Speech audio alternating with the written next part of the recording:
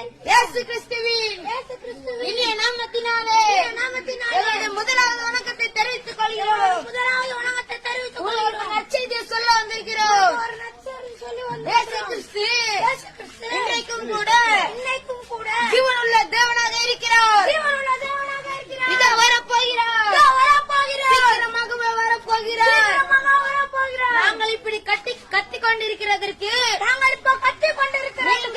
நீங்கள் மனம் திரும்ப வேண்டும் என்றதுக்கு நாங்கள் சொல்லுகிறோம்.